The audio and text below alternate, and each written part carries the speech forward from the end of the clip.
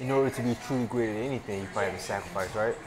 Absolutely. So enough. Absolutely. Yeah. Yeah. And there's levels to that though. But I think the more committed you are to the endeavor, to the end product, Right. the more sacrifice you have to make. Okay. If you want to just dip your toe in, it doesn't take much sacrifice to do that. Right. You know, you can still balance things. But if you're trying to reach a level of proficiency, a level of mastery, the sacrifice level goes way, way up. So true. So true. I understand that. So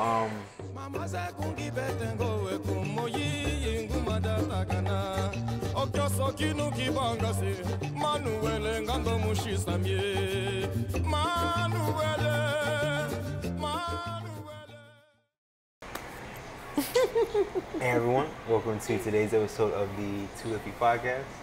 I'm your host Terrence Greer, and I'm joined today by the wonderful and incredible Miss Stacey Paulin. Hello. Yes, ma'am. You are a Latin and Afro rhythms, I guess, dancer, instructor, as performer, correct? Mm-hmm. You were born in Los Angeles. Mm-hmm. In LA. In LA. We currently reside in Atlanta. Is that correct? That's right. And we are currently at the end of the Richmond Salsa and Bachata. We Festival. survived. Yay. Congratulations. I guess, how are you doing today? I'm doing okay. Awesome. I'm actually not too beat up today. Okay, fair enough. I guess starting out, I would be very interested to hear about your childhood growing up in Los Angeles. What was that like? It was a normal normal, I guess as normal as I have to use air quotes because normal is different. It's relative, right? Exactly. But it was a good childhood. I have a very large extended family. It's only me and my sister and I. But we're 8 years apart, so I'm a little bit of a mother to her in addition to a sister. But in terms of extended family, huge family. Grandmother at the center. We always got together for cookouts and barbecues and going to the beach and all of that. And so childhood in LA was cool. Okay. Although I did grow up during the LA riots. I experienced the LA riots. Yeah. So that's something that always sticks out in terms of my childhood experience in LA. But yeah, overall, wonderful experience. I'm curious, would you mind telling me, what did your parents do? What did my parents do? My mother, my goodness, she's done so many different things. She's a pretty creative person. So she's worked in all kinds of venues. But she's done, currently what she's doing is she's a disability advocate. So she's into law and all of that. And my dad was a bus driver. He retired with RTD. RTD, everybody in LA knows what RTD is. The transportation system or something? Yeah, it's the bus line there in LA. And so he worked there his whole life until retirement. You told me earlier that music has always been a part of your life, I guess. You said you were audiophile, right? You said you were like audiophile, right? Audiophile, yeah. Did you play any instruments or like? Oh gosh, yeah. Okay. So I grew up, music first of all was always playing in the house. My mom nor my dad are musicians. But they always play music in the house. Luther Vandross, Anita Baker, Whitney Houston, Freddie Jackson, Gap Band. We listened to all that stuff. But then I got introduced to the classics when I was in middle school. I went to a magnet program in LA, LACES, very popular magnet program. It still exists to this day. And so you're introduced to all different types of art, genres of art. And so I was introduced to dance actually at LACES, I think about it. And I started playing the violin there. Okay. When I got to high school, I was in the chorus there, so that was a bit of a musical element, kind of moving me more into classical choral ensemble music. And then when I went to college, I majored in music. That's where I really kind of found where my place was, and so I studied opera there. I was an opera singer. Really? So you're a trained opera singer? I am. Really? That's impressive. I never would have guessed that or known that, obviously. Yeah. Not many people do because I don't talk about it very much. And is that something that that you still are able to use to this day, or not even? The technique, yes. Okay. And I don't sing anymore, no. But the technical, the pedagogy of vocal training, I absolutely still know that. I love it. But I think the beauty of training as an opera singer, especially as it relates to what I'm doing now, is knowing discipline, understanding what that looks like, understanding presence, understanding being on the stage, being comfortable with that, because that's where I learned it. That's where I learned all those things: theory, pedagogy, technique, the fundamentals of all that. They truly carry over to the dance world. I would be very interested to hear, you know, I guess, what is the process of undergoing, you know, that training? You know, what was it like for going to operatic classical training? What is that like? Yeah. Oh man, so I imagine it's more than just singing, right? This is an awesome walk down memory lane, because this is stuff I'm still so passionate about, although I don't sing anymore. Okay. Wow, to become a classically trained singer, of course you do your normal voice lessons and stuff, but there's so much more to it. Right? There's a spectrum, and there's like a hierarchy. There's a track that you go on until you get to where, like, the pinnacle of your talent, I guess. So everyone knows the Marchese method or the bel canto method. Bel canto in the music world. I'm sorry. I was like, okay. In the music world, everyone knows Marchese book. If you don't have your Marchese book and you don't know those art songs, then something's wrong with you. You need to find another teacher, because that's the foundation. Bel canto in Italian means beautiful singing. And so the technique is based on making the most beautiful sound that you possibly can with your facility, whatever you have. And so the Marchese book uses a series of art songs from various composers: Schubert, Franz Liszt, Chopin, Hugo Wolf, Wagner, whatever, Bellini, and all these composers are put into this Marchese book, and they're songs, simple songs, but it's meant to teach you the technique. So as you're learning the songs are embedded in the technique.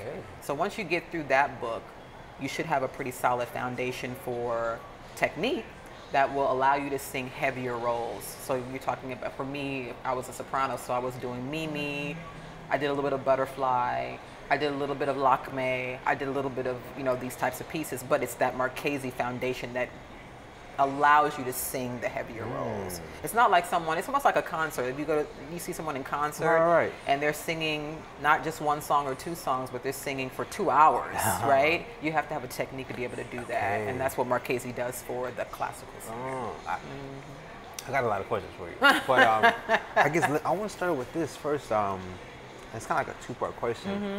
One, I'm very interested to hear about your beginner stage in this classically trained singing. Tell me about that. And two, you know, I guess, what drew you to it? How did you get introduced to it? I wasn't drawn to it at all. So forced into it? Is that, or what? It's funny how my musical past mirrors so strangely my dance, my dancing life.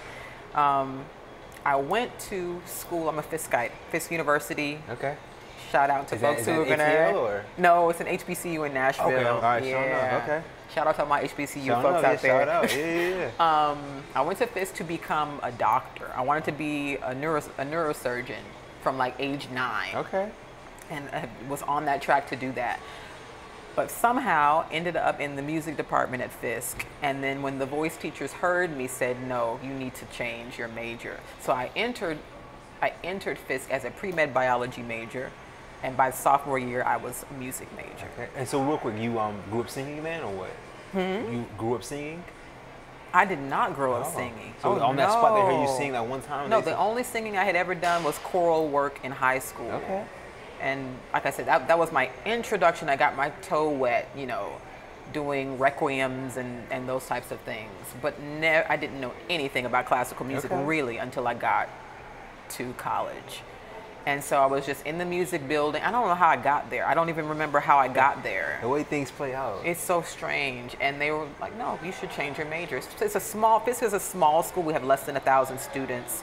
The music building is literally like a house. It's like an old house changed into a music facility, music department. And that's really how it started. Yeah, my voice teacher, I only had one phenomenal singer in her own right, but an extraordinary teacher. Awesome. That's wonderful. One of the best ever. And she just took me under her wing and she taught me everything. So that's how that started. Okay. Someone said, I see this in you. Yeah. I'm gonna do this. I'm gonna make you and mold you into what I think you can be, and that's how it happened. I just went with it. Okay. So, and it afforded me so many opportunities. I was able to tour all over the place. That's awesome. 2 Italian tours, a month-long tour in Spain, New York every year. Oh, man. And you know, at the age of 19, 20 doing that. Right. And from someone like me coming from LA, I didn't know where Italy was on a map. Okay. Let alone thinking that I would ever end up there on a stage somewhere singing. So it was like serendipity, I guess. Tell me about your beginner stage. Going back to your that aspiring artist. 19 years old. What was it like learning that process? I'll be honest with you, for a black person who very familiar, I can talk to you all day about Anita Baker. Okay. I can sing all Luther songs at that point. Uh-huh. But to know anything about it was like a whole new world had opened up to me. I believe it. Fisk is, like I said, a really small campus. One of the things, interestingly, that they had in a library was a row of Opera News magazine. Opera News is like the magazine for the opera classical world. And I just one day stumbled upon it, and I would spend hours and hours and hours reading. So I was introduced to Maria Callas. I was introduced to Zinka Milanoff. I was introduced to Shirley Verrett. I was introduced to Kathleen Battle, Lawrence Brownlee, Tibbet, Beniamino G, like all these people, and I would just listen to their music, And so for me, it was just like opening a box, and all this wonderful stuff just kept coming out. Awesome. It just introduced me to a world that I knew nothing about, nothing about. But I felt, especially as I began to learn the history of opera music and the contributions of black singers. I just felt like I needed to contribute in that way. So I'm curious. I really don't know much about the opera world. Is it mostly a predominantly Caucasian field, or are there actually some black pioneers in that field? There are some black pioneers, but as with many things, the face of opera is mostly white. Right. I mean, it is a European art form. Okay. It's not American. It's a European art form. But there are lots of us, and there have been a lot of us. So there's a singer called Adelina Patti, very famous European soprano, I think back in the maybe 1800s. Okay. There was a black lady named Cissy Retta Jones who was coined the Black Patti. Okay. She was like the first black bona fide opera singer ever noted in books and concerts. You see old posters of her, actually. So she's the one that opened the door for the Carol Bryces, which people don't know about. Okay. Like in the 1930s, she was singing opera. Before Marian Anderson came through the door, there was a Carol Bryce. And then Marian Anderson, because of her debut at the Metropolitan Opera, being the first African American to do that, opened the door for Kathleen Battle and Jesse Norman and all of these phenomenal black artists that we have now in the opera sector. Okay. So, I'm very curious to know, is opera singing, is that ability, that talent, is that something that you have to be born with, or can you actually train? That's a good question. I don't ever like to limit anybody's facility. You know what I mean by saying you can't do this, you can't do that. I think there are certain voices that are more amenable to opera, voices that are more amenable to certain genres. It's interesting because I listen to a lot of Latin singers, two primarily that I think could have for real been like legit opera singers. Celia Cruz, without a freaking doubt, could have been a fantastic opera singer, and Chivirico Davila. Those two, like you can hear it. You can hear it within their facility. They had the ability to do that. Yeah. So to answer your question, I don't know. I think you have to have a talent, and it can be shaped and molded like it was for me, because I didn't have any I don't think I have any great natural ability, but I had someone who was able to teach me, and she was able to pull those things out of me. Yeah, okay. I really want to get into, you know, your dancing career and everything. Yeah. But I'm very curious to hear the things that you learned from that classical training. Are you able to translate that at all to your dancing career? Without a doubt. Yes? Without a doubt, yes. Okay. Without a doubt.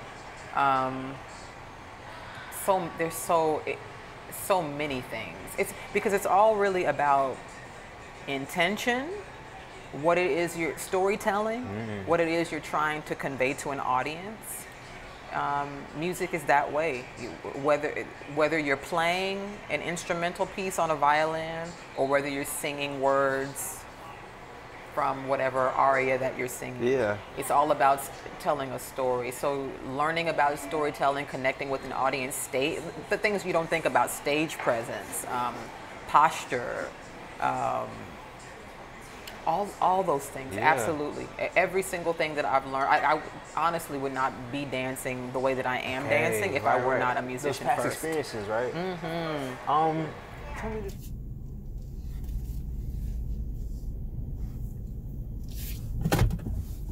Hey guys, if you could leave a like and subscribe and share this with the people, that would mean the world to me and my channel. I really would appreciate that. But let's just jump right back into this episode. Tell me this real quick. You know, for maybe someone who is an aspiring opera singer, you know, they wanna that's their passion.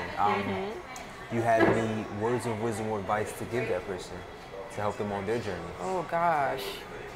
I'll tell you what my voice teacher told me, and it rang true. It's true. Well, first I'll preface that by saying, don't let classical music scare you.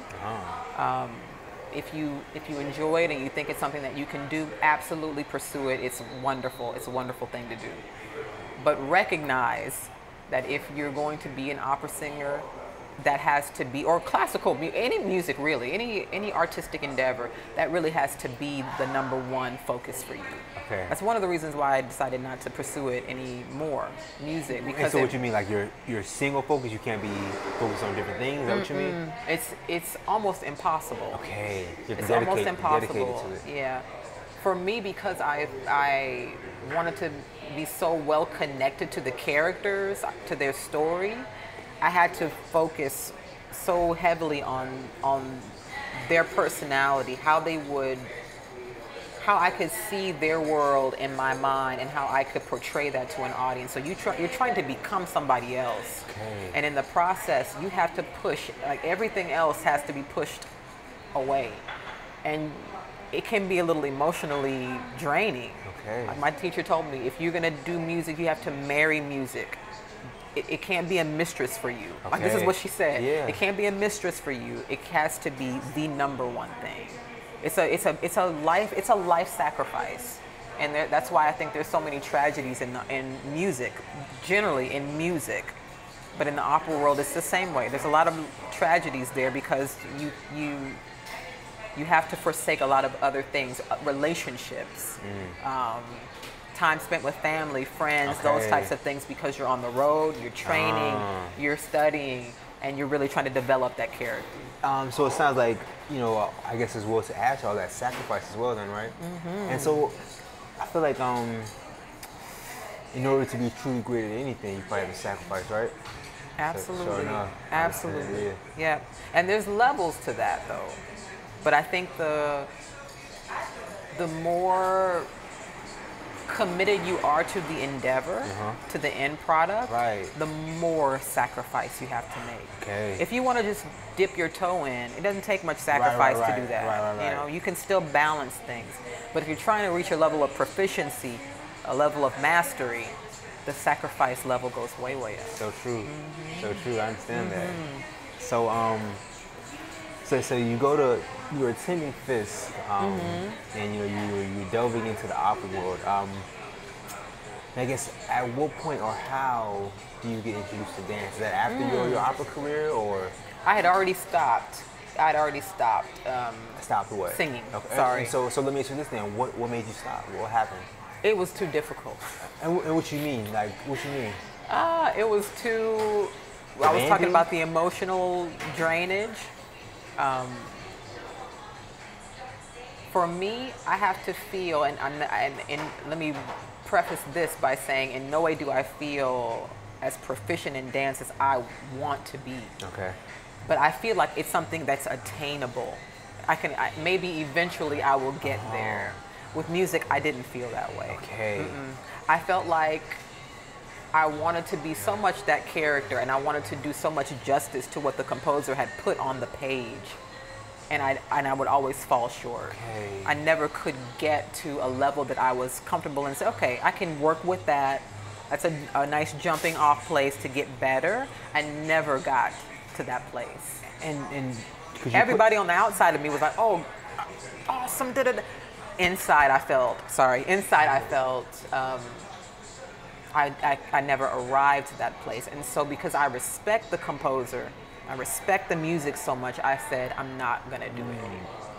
Could you put into words, I guess, why you had that feeling? Did you felt that your abilities were limited, or? I felt like I just, for whatever reason, whatever limitations I had within me, or whatever gift I had within me was insufficient. Okay. It was insufficient.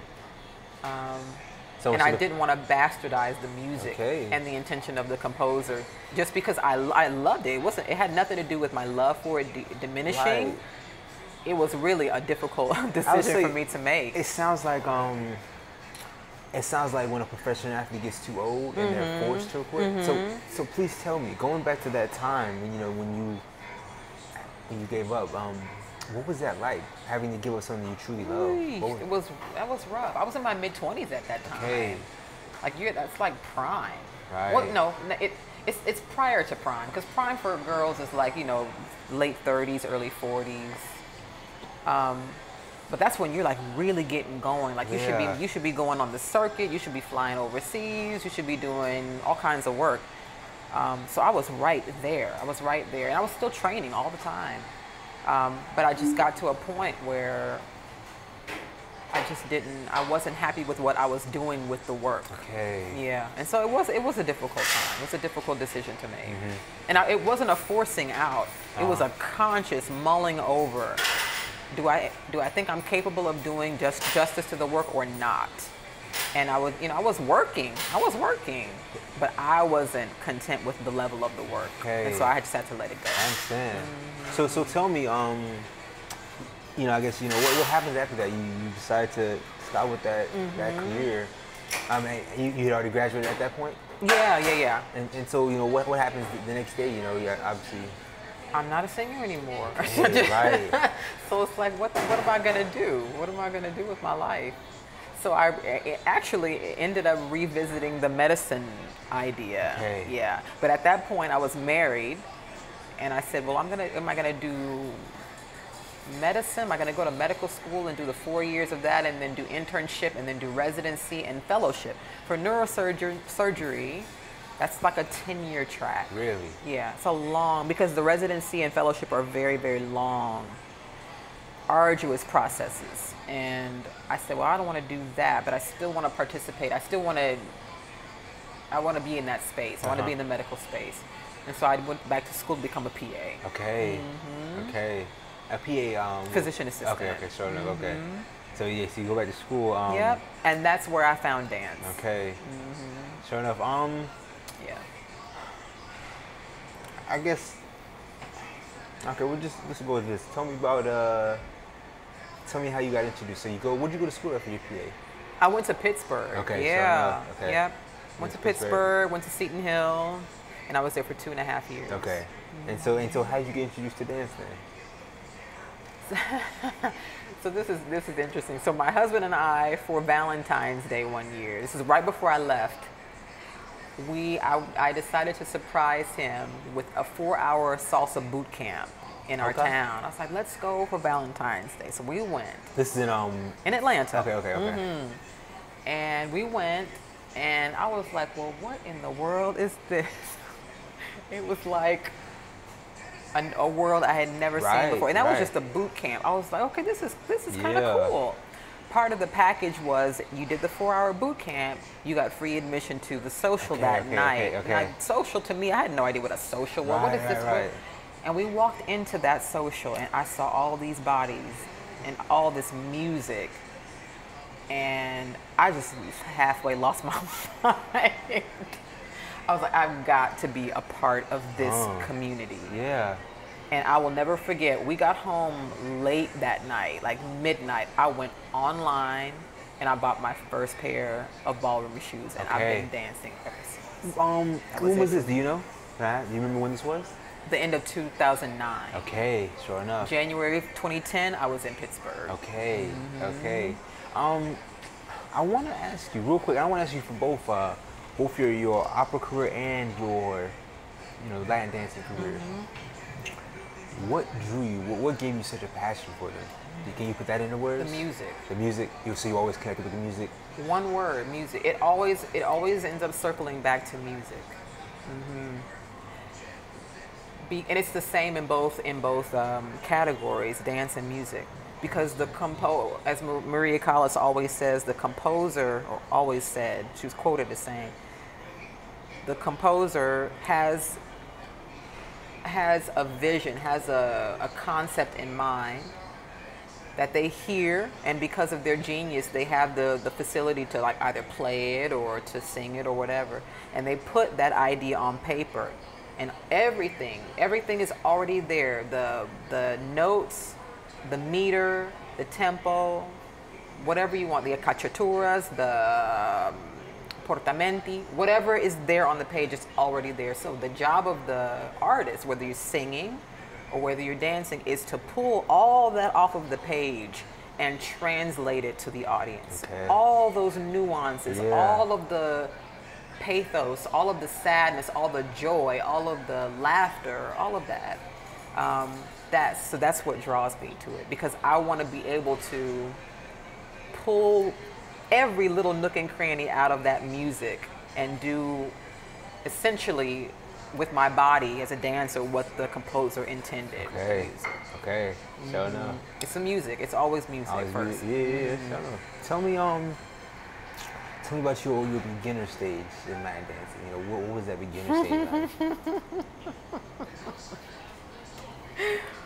So when we did the boot camp was on 1. I didn't know on 1 from on 7. I didn't know any difference. But and real quick, just so people know, so there's on 1 salsa and on 2 salsa, and it's pretty much the steps you take to the beat. I don't know, how would you simply describe that to someone new to the salsa scene?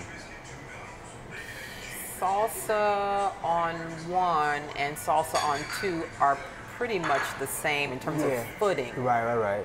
They're the same. It's the timing that makes that separates. So different timing for the style. Yeah, in terms of basic steps, we're all pretty much doing the same steps. It's when the steps are executed, where they fall within a phrase of music. That's what separates. Okay, sure enough. I get you. And that's hard to put into words too. Yeah. I mean, demonstration is an easy thing to do, but talking about how that's like a musical class all in itself. Sure enough, So you say your first class was on 1. Yeah, first class was on 1, and I pretty much danced that for the first few months of dancing. Okay. Then I moved to Pittsburgh for school, and I use it as my outlet. Okay. When classes were, I had a little bit of downtime and I could get away for the night because we weren't allowed to work at all in school, and I would go out to dance. And then I got introduced to dancing on 2. Okay. And I remembered, I saw somebody dancing like that in Atlanta, but I didn't know what it was called. I didn't know what it was. Right. And the folks in Pittsburgh are the ones that introduced me to on 2. Tell me, how was the dancing in Pittsburgh? What is that like? It was wonderful. Yeah. So the Pittsburgh is was a smaller scene when I was there. I just talked to some ladies here at the Congress, and they were from Pittsburgh, and they said it's grown tremendously. But when I was there, it was quite small. And for the size, you would not expect so much onto dancing, but it was quite a bit. Okay. But the beauty of Pittsburgh is because of where it's located. You've got Philly over here. Right. You've got Cleveland on the other side, and they have an awesome monthly social. And you've got Cincinnati, and you've got Detroit. Yeah. You've got Chicago. So there's a bunch of big cities like in this one general area, and there's so much sharing that goes on in the region. So I think that's part of it. I think that's part of the reason why On Two was there to begin with. Okay. And so that's how I learned it. I would just go out and make friends, and that's how I learned the timing. Okay, yeah. Let me ask you this then. For someone who may be new to the dance, or pretty much anything, you probably translate this to anything, but new to a specific endeavor, any words of wisdom or advice to give them, on this new journey that they're on? Like how to approach it? Yeah, how to approach it. Yeah. Approach it with an open mind. Yeah, I mean, because if you're interested in whatever it is, so just be open and ready for whatever you get out of it, because you may end up getting more than what you thought. Okay. It could be good or bad, but a lot of times, sometimes we put these blinders or blocks up, and sometimes we don't allow a full experience, a full exchange. So just be open-minded. Okay. Open-minded. And I'm curious, what about the upcoming challenges they may face? Any help for that? I'm pretty sure there's going to be challenges. Don't forget your why. Don't forget the reason why you're doing what you're doing. Whether it's dance, it doesn't matter what it is. So when the challenges come, you can always refer back to that, and that's what's propelling you forward to continue. If you don't have a reason, if you have no intention behind it, it's useless. Yeah. You're wasting time. Sure enough, that makes sense. That does. So yeah, you moved to Pittsburgh, and you're seeking your PA. You're also dancing. I guess how can I say this? I guess at what point do you start to take dance more seriously, I guess? Oh, that's a good question. When did I decide to take that? I didn't decide to take dance more seriously. Dance was like, you're going to take me seriously whether you want to or not. I had moved back to Atlanta. I had started dancing with a team. Well, and real quick, I'm sorry, real quick. Were you able to attain your position assistant? Oh yeah. I finished school mid-2012 and moved back to Atlanta. Okay. Now I dance on two, right? Oh, I thought I did. Okay. I'm cool now because I dance on one and on two. So I went back home and still going to the socials that were there, and I decided let me start by saying I never intended to perform ever. I never ever. I always just wanted to learn the dance and learn the music, but I never had planned to perform. But I was coaxed into it by a friend, and I started dancing, just like a performance team type thing. Yeah. And I did that for a couple of years. And actually, it became a bit more than a performance team. I was, semi-pro team. Okay. And then Gordon came along. Okay. Mr. Neil Gordon? Gordon Neil? Gordon Neil. I'm sorry. Yeah, Gordon Neil came along, who was at the time based in Atlanta, and he came up to me one day at a social. I was just dancing, and he said, "I want to do a piece with you." Okay. You can't say no to Gordon. And at that point, I didn't really know who he was. I really don't know. Is he a popular figure? Gordon is probably one of the most well-respected, well-known dancer choreographers in the Afro-Latins. Okay, did not know that. He's been around for a minute. He's traveled all over. And he's just gifted. Okay. Like, he's one of those eccentric, gifted guys. Very, very personable, very straightforward, very honest. But I love him to death. Okay. Yeah.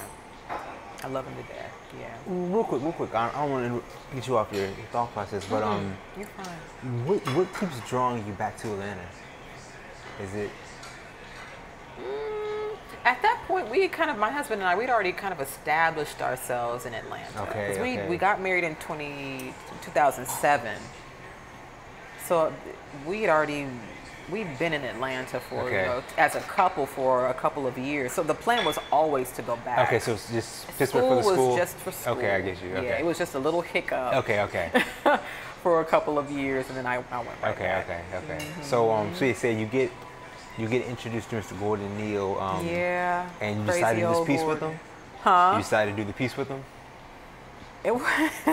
Or was it There more was than no that? decide. Like, Okay, I didn't have to. I didn't have to think about it. It was okay. It was like another. It was just the next step. You know how landscaping people put the landscaping stones down that maybe like it takes you from the front of the house to the side to the back and those pavers. It was just the next logical step. Okay. It was like putting one foot in front of the other for me. And I think I was just ready at that time. I was more than ready. Okay. Because I was at the point where I was a bit dissatisfied. You said at that point you were semi-professional. You were on a semi-pro team, right? You said. Mm-hmm. Okay. And I was ready to learn how to dance. Well, so what had you been doing previously? What were you doing previous to that? I thought I was dancing, and I really wasn't. I learned how to follow very well. I learned how to spin. I was a horrible spinner. You saying with could not Gordon? spin to save my life. No, this is before Gordon. Oh, okay. BG and AG. Okay. Before Gordon and after Gordon. Okay. Before him, I was performing and I was having fun, but I wasn't dancing. I wasn't dancing. And let me flesh that out. Yeah, please, yeah.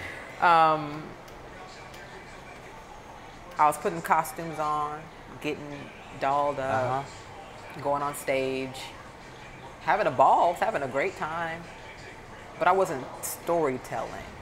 I wasn't certainly didn't have technical prowess. Okay. Nothing like what I'm trying to attain right now. I wasn't even in that headspace.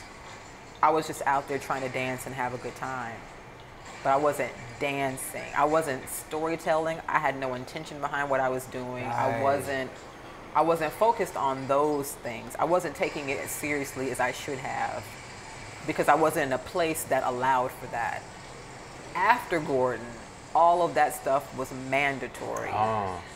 In order for me to even consider doing the kind of work that he was doing, that he does, it gave me permission to take it as seriously as I wanted to. Okay. That's what I mean.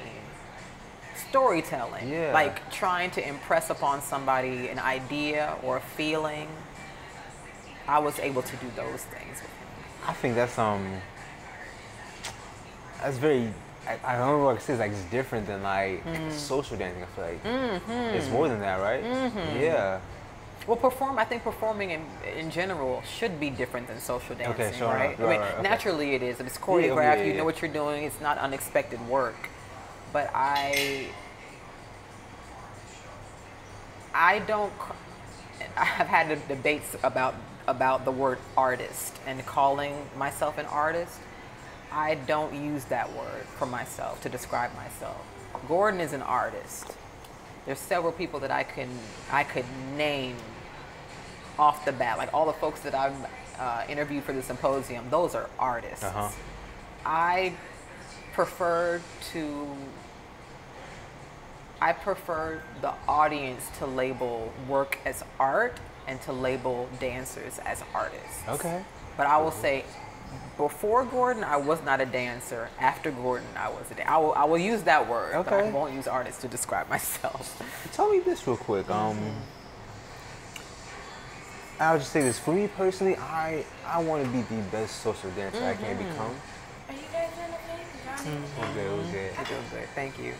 I'm very curious for you. What draws you more so to telling a story, being that performance dancer, more so than I guess maybe being the best social dancer. I don't know if I'm even speaking correctly for you, but I feel it sounds like you're more drawn to performing. Is that correct or no? You mean performing as opposed to social dancing? Yeah. Ooh, no. They're both equally important to me. Okay. Yeah, because social dancing is storytelling in its own way. It's just unchoreographed storytelling. Okay. It's spontaneously telling stories. So, all right, so let me say this then. I have no desire to tell a story on stage. Mm-hmm. What draws you to it? Can you put that into words? When you're on stage, you have no desire to be a storyteller. I have no desire to perform is what I mean. Oh, okay, yeah. okay. Yeah. So you're not even in the stratosphere of performing. Hey, do you like that attention? Oh, that's a hard thing for me to say. I think anybody who knows me well knows I'm quite introverted. Okay. I'm quite introverted. So all these questions you're asking me, I'm smiling. For those of you who can't see, I smile like half the time he's asking me a question because these are things I mull over a lot, but I don't talk about these things to people. So it's not attention seeking. It's not that, because I'm not. If you can shine the headlight at anybody but me, I'm so happy. I'd rather be in the back. That's how I feel. That's why performing doesn't really interest me at all. That's okay. So you have fleshed it out a bit more. So why do I do it? I do it because, oh my God, it's an attempt to connect with people. Okay. It's an attempt to express an idea that I probably would not be comfortable expressing if I were not on stage. That's a very strange thing to say. But introverts out there, you understand what I mean. Especially if you're a performer or a musician or a performer in any way. Visual artist, dancer, singer, whatever. There's a certain switch that goes off before I go on stage. Case in point, tech rehearsals. Y'all know what tech rehearsals are. It's a chance for everybody to get together, kind of run through the piece in preparation for the shows at night. Exactly. I'm not very good doing tech because I always feel like I'm faking it. I'm usually looking down at the floor. I'm halfway doing my routine. I'm never doing it full out, ever. But when the lights are on, the costume, there's a process that I go through where I'm transforming myself into this person that is about to tell that story. And then so before I'm going out on stage, I'm a different person, and that person can do what she does on stage. I can't do that as Stacey Paulin. I can't do what she's doing out there. So that's how I'm able to do it. But the reason I'm doing it is because I want to connect. I want to tell something. I want to share something. Whether it's joy, whether it's happiness, whether it's what's going on the 11 o'clock news the other night, whether it's the plight of black people in the United States, whether it's whatever it is, whatever's on my mind, whatever the story is within the choreography, I want to share that with people. And I want ultimately people to be inspired by it, but I want, hopefully with all the things I'm doing, all the pieces that I'm doing, I want someone to transform it in a way. I don't want it to be, oh, your piece was awesome, you killed it, and then I'm going on. No, I want you like the next day to be thinking about, like, if you got something from what you saw. What did you see? How did it change you? Did it make you think about something in a different way? We need more work like that. We need more intentional work like that. Because I see it. I see works like that. I want more of those works. So I'm trying to do that. For someone who may be, an aspiring performer, any words of advice for them? How do they best convey their story, their message? How do they bring that best energy to the stage? Be honest. And with yourself, be honest with what? What do you mean by that? Be honest with yourself and your intentions. What it is that you're wanting to do. I think there's some people who are trying to sell art in a way. It's almost like how can I give you I like analogies. Okay. It's almost like someone buying a Chanel jumbo flat bag. Okay. For those of you who know anything about I mean, Chanel, so name brand, right? Expensive name Chanel brand. jumbo flat bag. Like if you were to get one now, it's gonna cost you $5,000 plus, Okay. right? It's like trying to sell that to somebody, but delivering it in a cardboard box. Okay. Do you understand what I mean? This is a work of art. Caviar leather, gold chain, beautiful, beautiful bag. Inside the lining is sueded out or leathered out inside. Beautiful silhouette, beautiful shape, but it's being delivered in a cardboard box. Presentation is everything. So that's not, you can't call that, you just ruined the art, right? You can't call that art, you can't do that. I think there are a lot of people who are trying to deliver art, but they're doing it in a way that does not serve the art. In other words, they're on stage with, you know, their bottoms exposed, or with their backs to the audience the whole time, just shaking their, and that's cute, that's cute. Would I call that art?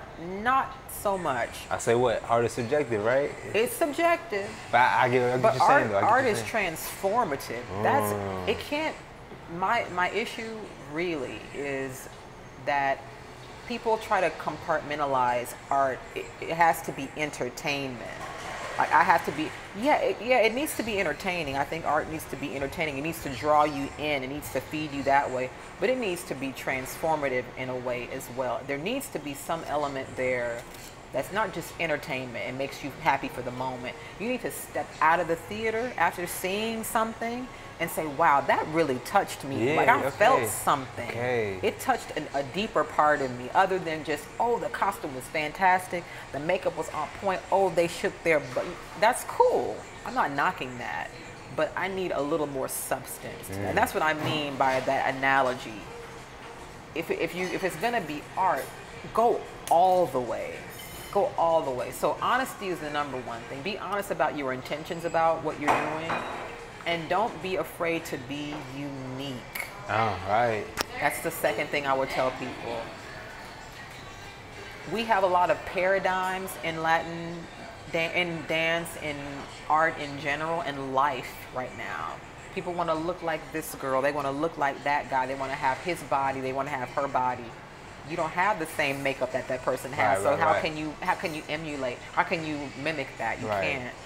Dance is the same way. We have a lot of people, a lot of stars, and I'm air quoting, stars in the Latin dance. And there are a lot of folks coming up that want to dance like her or dance like him. You have to realize that you can only dance the way you dance. Right. It's nice to pull little things from people, techniques and styles and stuff, but be committed to creating your own style, creating your own niche, and don't be afraid to do that. I think there's a lot of fear going on. And that's the reason why everything looks the same. Because if that's accepted and I do that, then I can get where I want to go. As opposed to truly being introspective and saying, what is it that I want to bring to the table? And if it doesn't look like everybody else, that's okay. That's what makes you special, though. That's what makes you stand out. Instead of being cookie cutter. Exactly. That's what makes, And that's a hard thing. That's honesty right there. That's being honest with yourself and saying, okay, I'm going to do me, I'm going to be unique, I'm going to try my best to do that, as opposed to doing what they're doing over there. Yes, I understand that. I definitely understand that, It's not an easy thing to do. And there are consequences to that. I have to say that. There are consequences to uniqueness. There's consequences to being the very first that does something. Think of anybody in history, Rosa Parks, MLK, Malcolm. If you think about all the people who have trailblazed, there are consequences to trailblazing. But look what happens in the aftermath of that. Beautiful things can develop, but it takes that one or those 3, 4, 5, 6, 7 people, whatever, however many there are, to be that trailblazer, to just help things to blow up, to explode.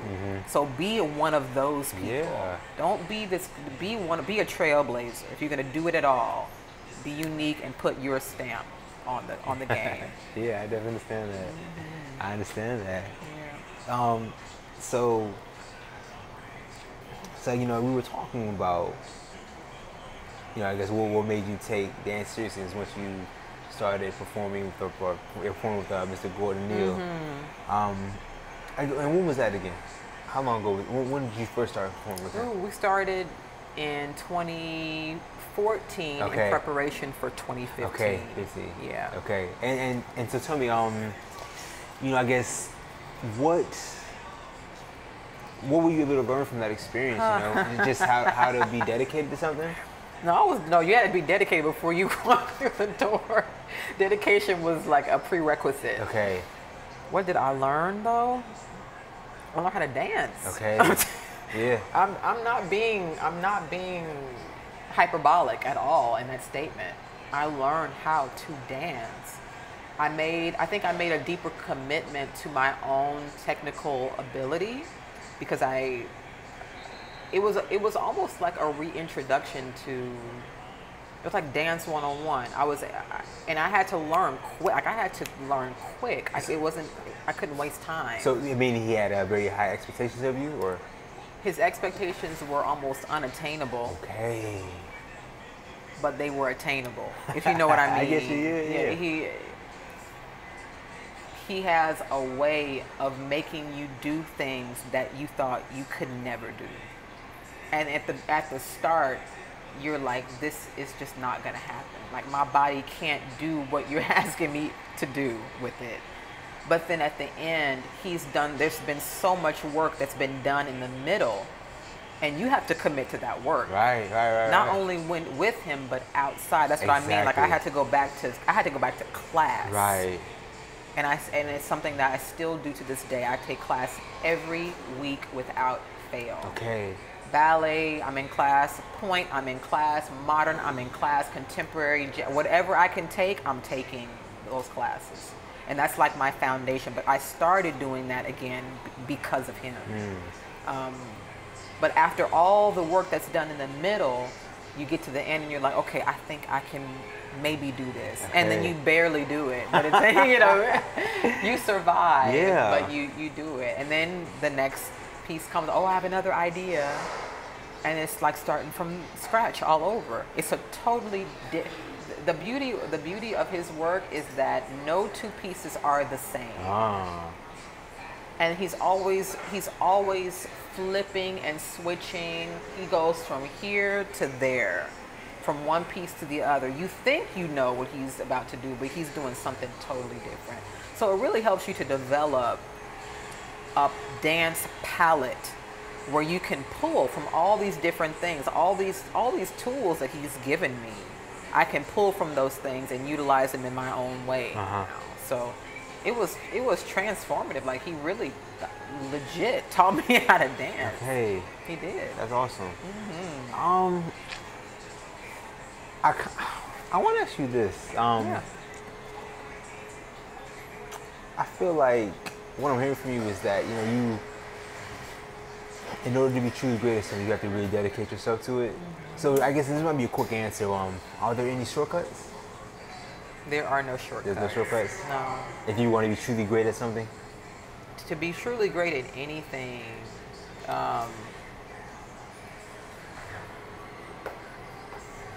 if the goal is to be great, you shouldn't want shortcuts. Okay, you shouldn't want them. You shouldn't be why looking not? for ways Why to not? shortcut it. Because with everything, there's a process. Everything is a process. Everything. I interviewed Ismael Otero it was back in May, I think it was. I just released it, actually. Oh, because you interview people yourself? I do, yeah, I do. And I didn't know Ismael was one of the, I knew I had to interview him. And it was one quote that stood out to me in relation to your question, and he said, a lot of choreographers and directors of dance companies are chefs or cooks, sorry. A lot of dance directors, choreographers are cooks that know how to make other people cooks. They can turn other people into cooks. He said, I'm a chef that knows how to turn other people into chefs. So that was such a powerful quote. And so what, chef being a higher grade cook or what? Exactly. Okay. In other words, I'm not a dancer trying to turn someone else into a dancer. Another dancer. I'm at the top of my game. I know what the hell I'm doing because I can choreograph you, I can clean you up, I can run a company, I can run a business, I can manage my time, and I can teach somebody else how to do that too. Okay.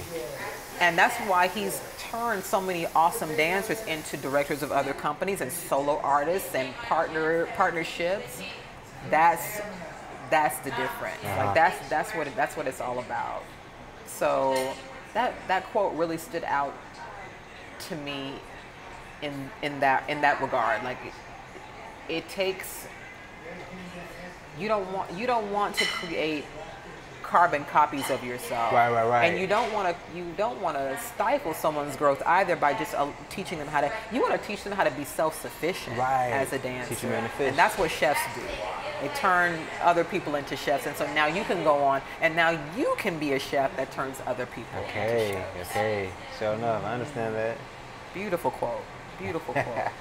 I'll never forget that.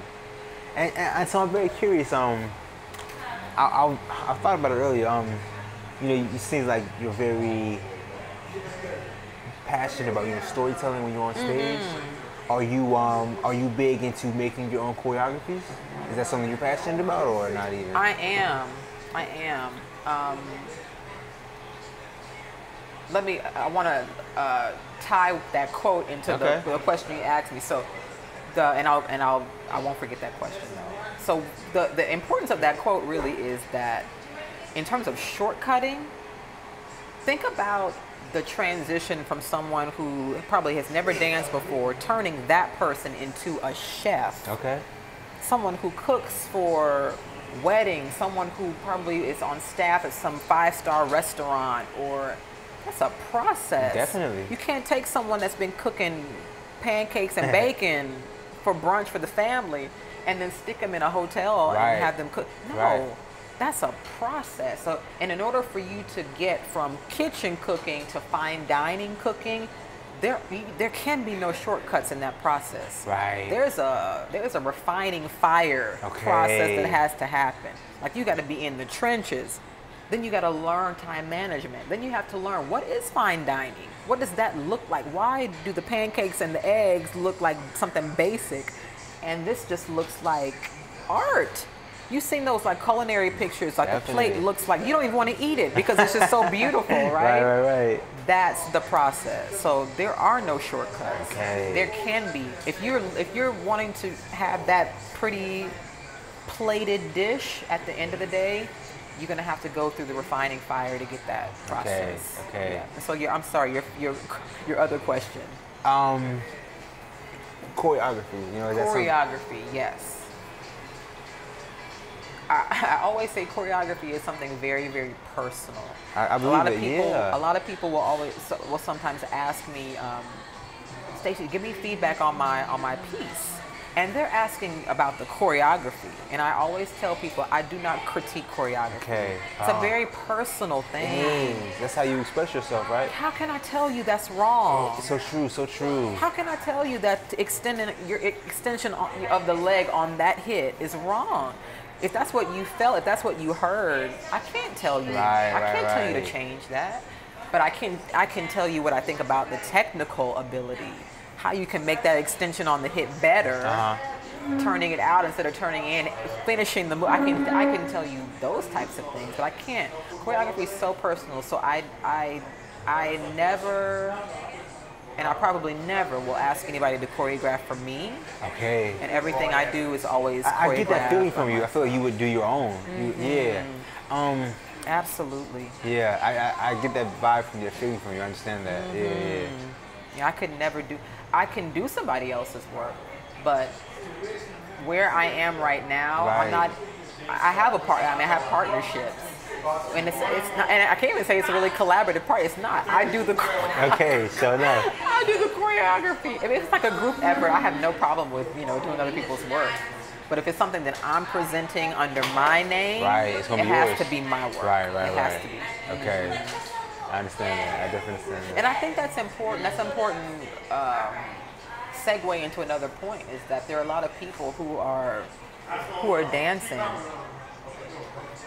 and they're perhaps depending on someone else to choreograph for them, or they're part of these teams where, like, there's a global team or a franchise team, and the choreography is already set for them. And there's directors of these teams. They're wonderful dancers. And I think sometimes that can stifle creativity in a way, because you don't really get a chance to think about what it is that you want to do. Think about how you want to express your own movement, your own ideas. I think choreographing for yourself is I think it's so important. I think everybody needs to do it.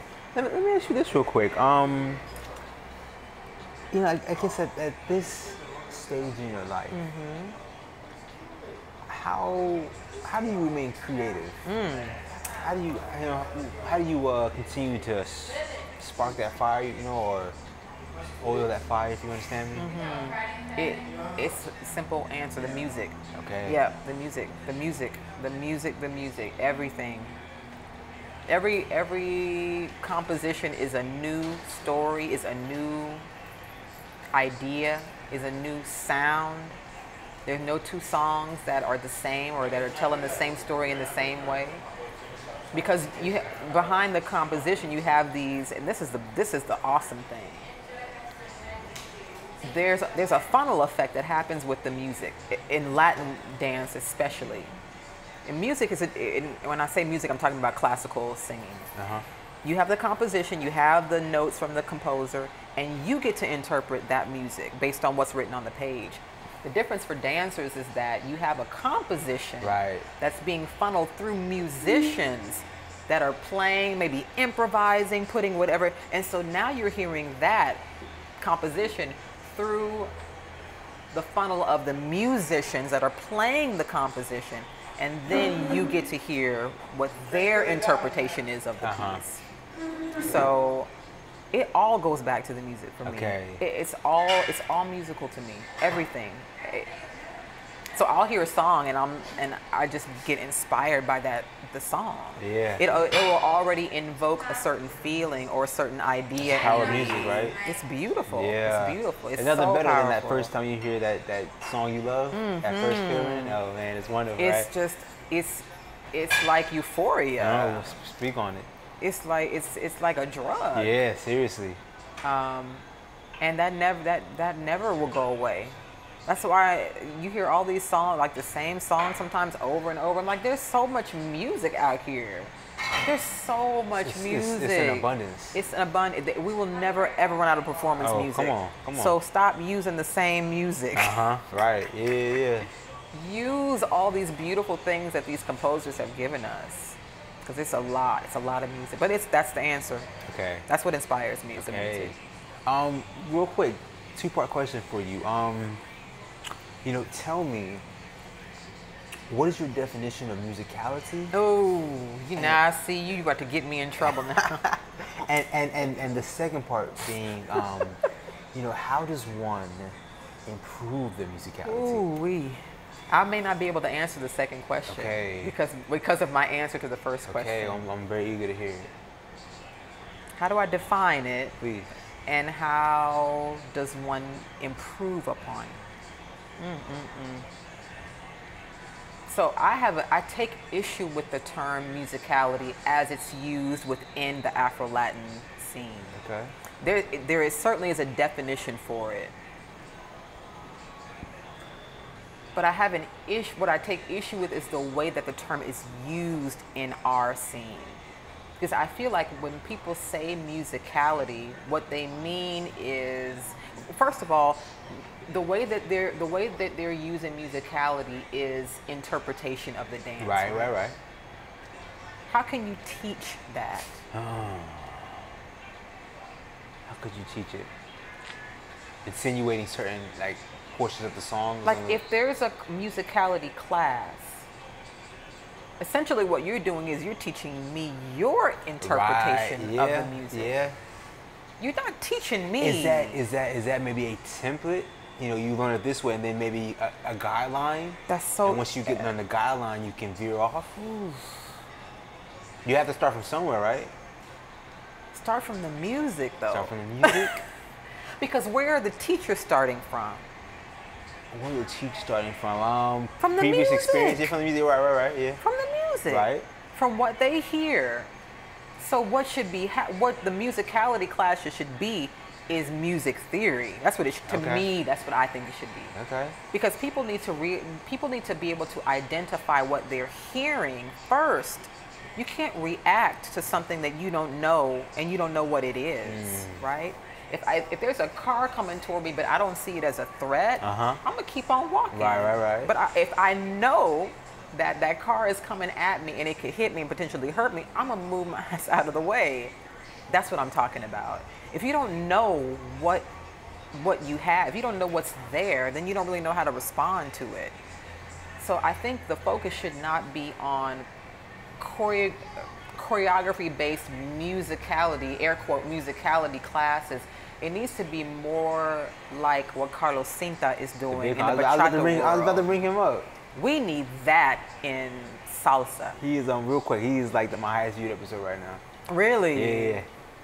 I love him. Yeah. If you're listening, Carlos, you're I probably was not. really about to bring him up and say exactly. Yeah. You're probably not, but if you are, I love you, and you know that already. But yeah, we need more of that, because if people understand the music and understand that that's the jumping off place for the movement, then that sparks all types of creativity, all types of ideas, and then you can get into how do I interpret what I'm hearing. So I don't I don't use that term musicality very often at all. Okay. I use it only because people will kind of understand what I mean when I say it in conversation. But on my own, I don't like using that term because I think it's not used appropriately. I really don't. So then please tell me, you know, the dance community as a whole, what should they do differently then? Instead of musicality, use the term music theory, but still like. You know what? Music theory would scare people away. Okay. I think we're a smart group of people. We're an intelligent group of people. But I think naming it that would scare people away, and they would not be interested. Musicality now is everyone knows kind of what that is. They have an understanding. Like when you go to a styling class, you know what to expect. When you go to a body movement class, I have an issue with that too. You kind of know what that is. With music theory, people wouldn't really know, but musicality, you know. Right. So if we could kind of turn it around and use it appropriately, like he's doing, I think that would be extremely helpful. Okay.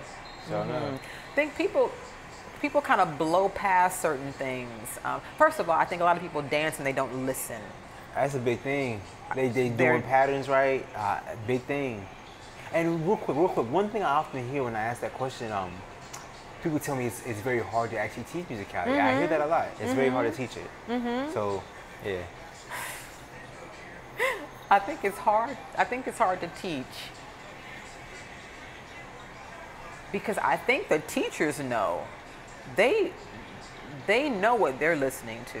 They kind of have an idea as to what the jumping off place is and what's going on and how they respond to what they hear.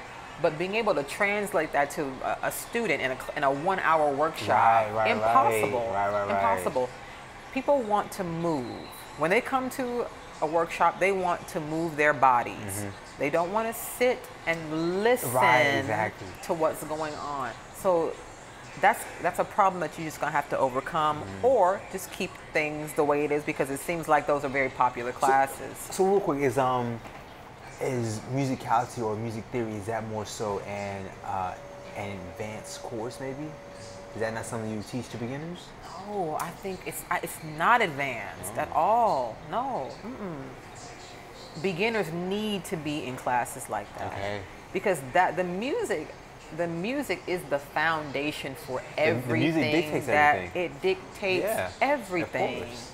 So you can learn all these cool patterns, but if you Right. don't understand how to listen, Uh-huh. you can throw patterns around all day, but you Right. have to know what you're dancing to. So true, so true. That's a beginner. That's a beginner skill. Okay. It's a beginner skill. Sure enough. There is a difference, and you can visually see it and probably feel it as well between a dancer connect to the music and a dancer just throwing out patterns. Exactly. So exactly. you're right. Totally different Oh, experience. definitely. Yeah. Any advice on how to improve your musicality? Anything you can say on it? Listen to music. Okay, that's what I often hear. That's what I often hear. Really, listen to music. Don't blow through it. Like literally sit and listen to it. And then ask yourself, don't, listen to it, but actively listen to it. Enjoy it, but actively listen to it. And what I mean by that is, what's the tempo? Ask yourself these questions. What are the instruments that are being played? Is there syncopation? 9 times out of 10 in a salsa song is going to be some syncopation. Where does it fall? Can you identify the beats on which the syncopation falls? Can you do that?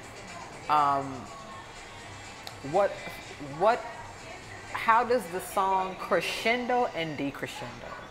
That's really important in performance, but it's equally important in social dancing. Because a song never really there's a structure. There's structure to music. Songs rarely just like out the gate, like Right.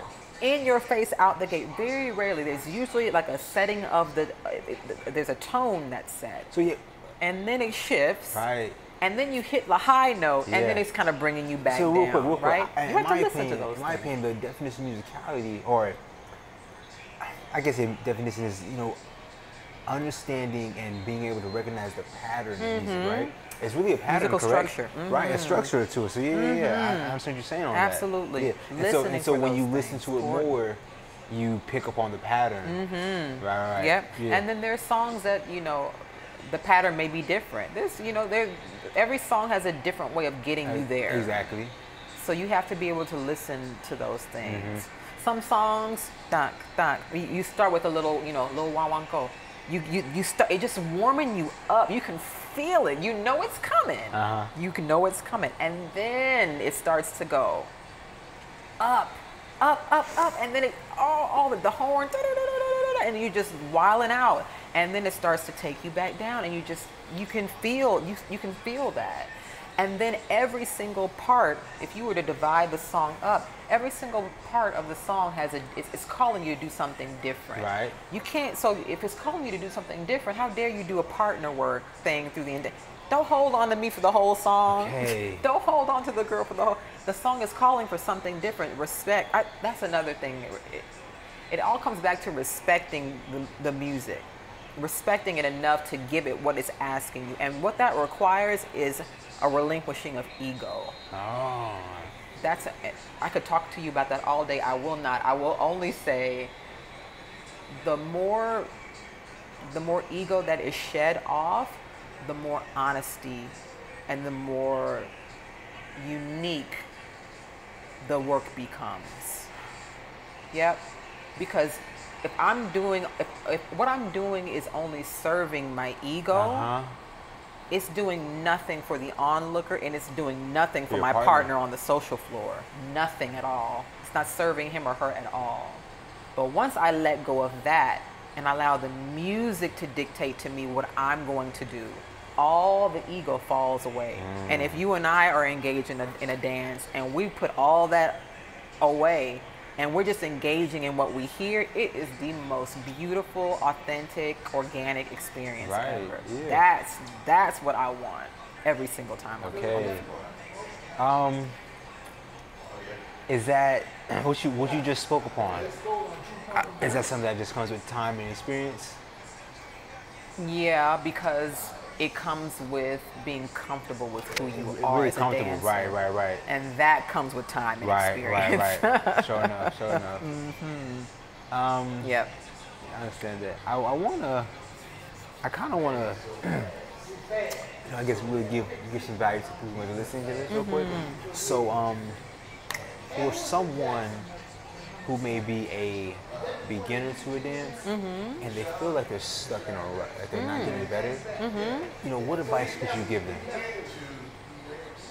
I would give them the advice that Angel Martinez gave me when I talked to him, and I thought it was absolutely perfect.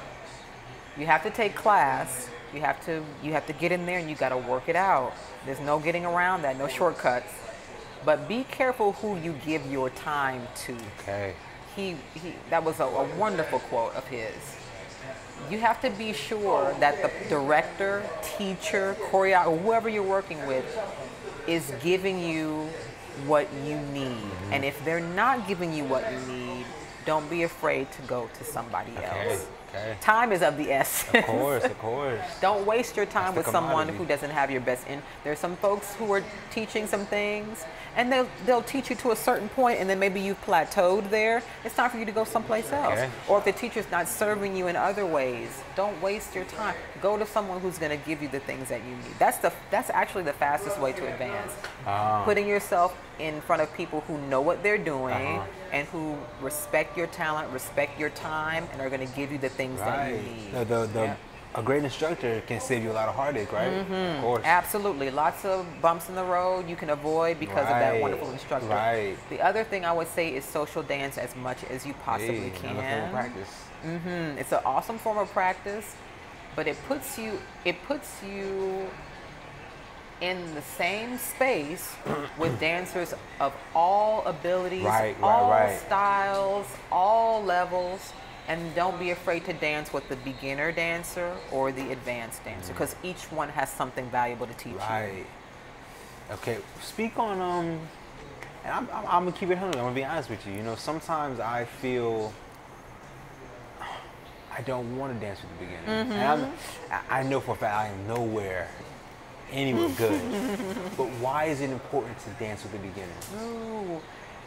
It's a piece of humble pie, number one. It reminds you of where you might have been not too long ago. Okay, sure enough. Okay. And we all need to pay it forward. Okay. Because there were some folks who, when you were a beginner, I can't tell you how many people have, I've left a lot of elbow prints on faces over the years, okay? I'm being honest. Keep it 100. I like it. I appreciate it. I've stepped on a lot of toes, literally. I'm not being figuratively. I literally have stepped on a lot of toes. And those were some painful growing pains, right? But they kept dancing with me. Okay. They kept coming back. They kept dancing with me, and I got better and I got better. And if it had not been for those people, I wouldn't be dancing the way I'm dancing right now. Okay. You got to pay it forward. Yep. Another thing too is the beginner dancer. The advanced dancer will challenge you in terms of how quick you are in terms of direction change and hand tricks and speed at which you can dance, because you can do faster songs, you can do a lot of different things, multiple spins, all those things. Advanced dancers will give you a chance to do some unorthodox things, but the beginner dance will allow you to focus on your fundamentals. Yeah, sure enough. Because a lot of times the song is a bit slower, they're not doing all these fast turn patterns. They may be doing like hammer lock, a little copa here, a little double turn here. It gives you a moment to breathe and to focus on that basic and to focus on the fundamentals. That's why it's important to dance with beginner dancers. Because advanced dancers ain't gonna give you time to do that. Right. They're too busy doing all this stuff. Yeah. So you need both. Okay. You need both. The continuation to that question then, you know, for someone who is an intermediate and they want to get to that advanced level, what does it take for them? Social dancing with advanced dancers and taking master classes. Okay. For anybody, you always want, whatever level you're at, you always want to take classes at the next level. Okay. The way to stay stagnant and the way to stay on the plateau that you are at is to take classes that you just kill. If you go to workshops, I had someone the other day at my workshop saying, I can't do this. This is really hard. And I said, it's supposed to be hard. If you're at a workshop at a congress or a weekender or wherever, and you just blow through that class, the class is not for you. It's probably good for your ego, but your growth though. Bingo. Like, that's it. You nailed it. Like, it's good. It's self-serving in that way. I got this. I can show out. But it's not helping you grow. Yeah, if you're struggling with the footwork, if you're struggling with the pattern, that's the class you need to be in. Now, I will preface, I'll add on to that and say there's some folks who are in classes that are too advanced for them. Okay, too much. You've probably been to workshops or classes where maybe it's a partnering thing and the girl can't even do a basic, but she's in like an intermediate partner and you doing hand tricks and stuff and she can't even keep her basic. That's not what I'm talking about. Right. You have to have the fundamentals, but if you're at a certain level and you've mastered that level pretty much, you've got to start taking classes at the next level. Okay, sure enough. Let me ask you this one real quick. Yeah. Give me one tip that can make anyone a better dancer immediately.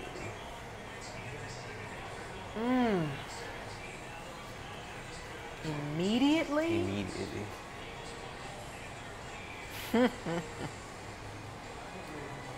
I think the one thing that I teach a lot of like body mechanics, body awareness classes. Like I'm really starting to be like that girl. Like that's all people ask me for. It's like, can you do mechanics or body, awareness?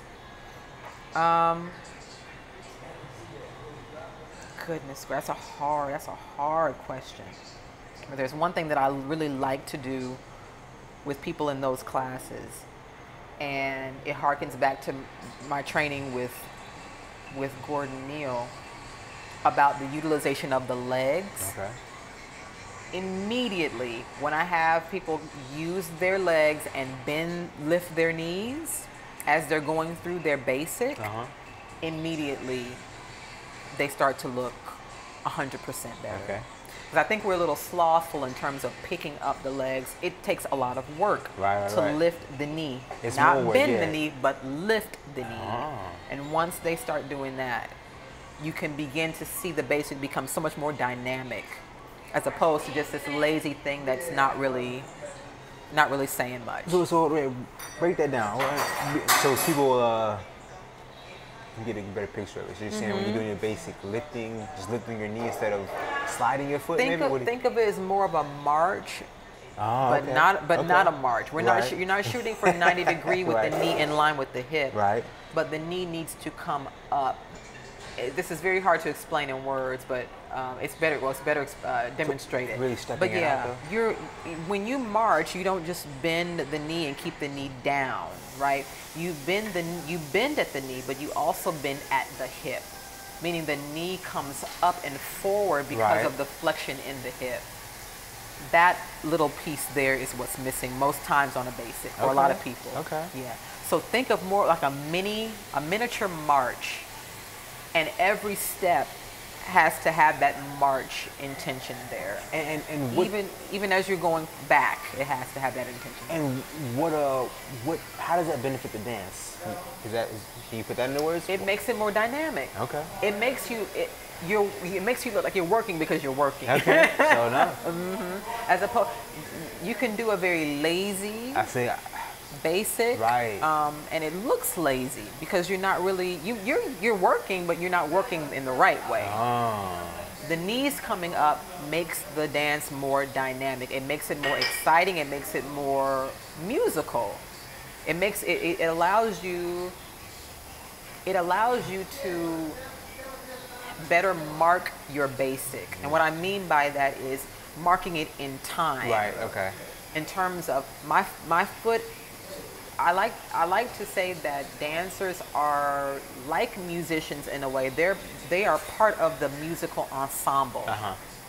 Because what they're doing with their bodies is what you hear coming out of the speaker.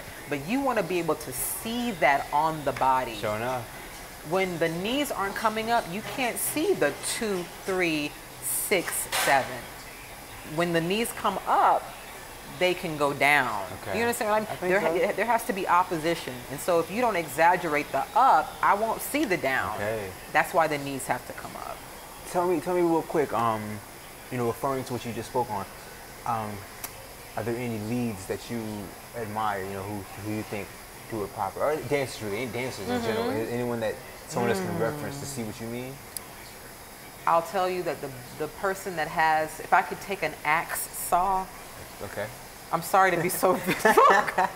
If I could take a saw and just steal her feet for like a week, and I would sew them back so she can have them back, it would be Denise Cambria, the partner of Ernesto. What's her name? Denise what? Denise, is it Cambria, I believe? Okay.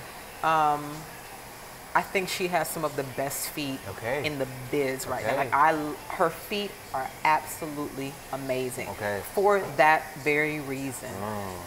What you hear coming out of the speaker, you see it on her feet. And that's what makes her dancing so beautiful to watch. Her feet are music. Her feet are the music. And that's what I love about her. Ernesto ain't no slouch either. Okay. What's his name? Ernesto Bullness. And I've never danced with him. I hope to dance with him sometime soon. But he's phenomenal too. Wonderful. And every girl that I've ever heard says he's freaking phenomenal. That's awesome. Who else do I really, really love? Alien Ramirez can do no wrong in my eyes. I think she's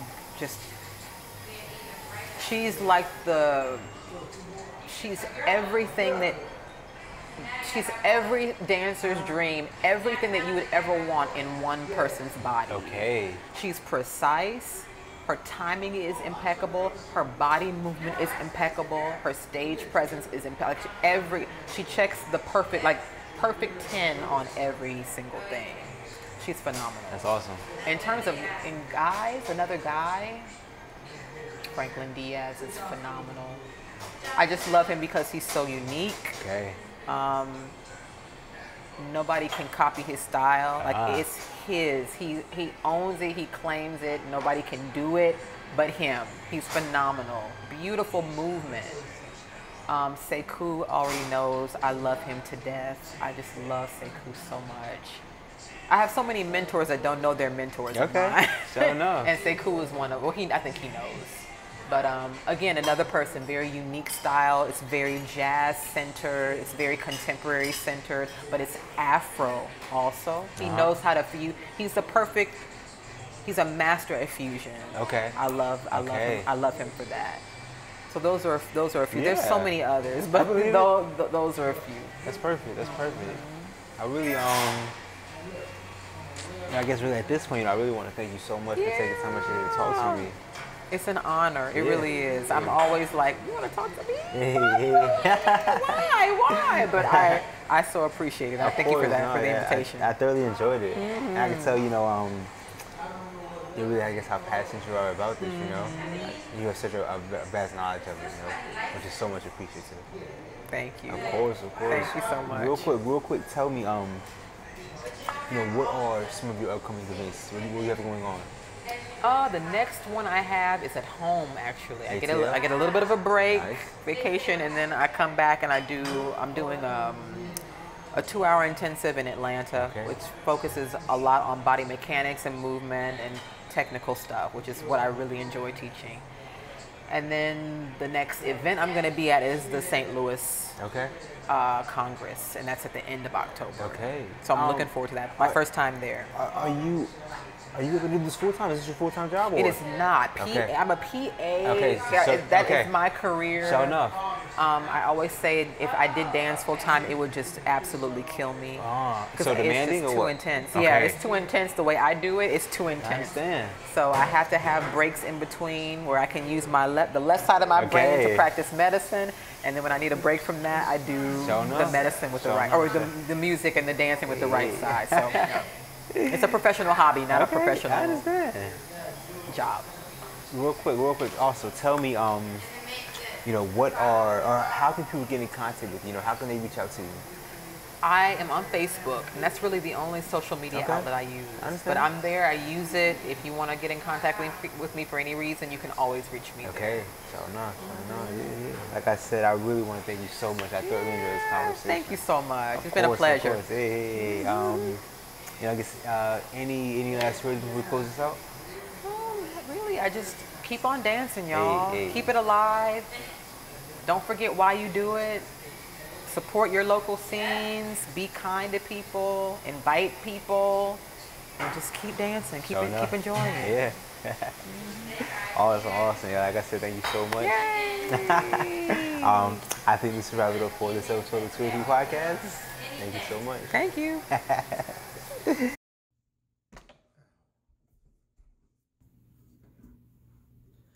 All right, so hey everyone, if you made it this far to the end of the video, I want to thank you so much for just, watching this. I really hope that you found value in this. My whole goal in this endeavor is, to give a voice to people, to dancers, and to give value to the dance community. So if I'm not giving value, it's kind of pointless. So I strongly urge you to please comment and let me know where I can improve, what I need to do better, what I'm doing wrong, and hopefully what I'm doing right, but my overall goal is I want to give content. I want to be helpful. So please let me know where I can improve upon. I'm new to all this, so I'm learning as I go. So I need feedback. Please comment and just let me know how I can improve. I would greatly appreciate that. That means the world to me, just to be able to interact with you all, have a conversation with you and just, see what you like and what you don't like. That means the world to me. I love interacting with you all. It means so much to me. But yeah, thank you so much for making it this far into the video. I gotta say, please leave a like, subscribe. If you don't like it, then let me know why not. Hit the down like button, hit the unlike button. Thank you so much. I really do appreciate it.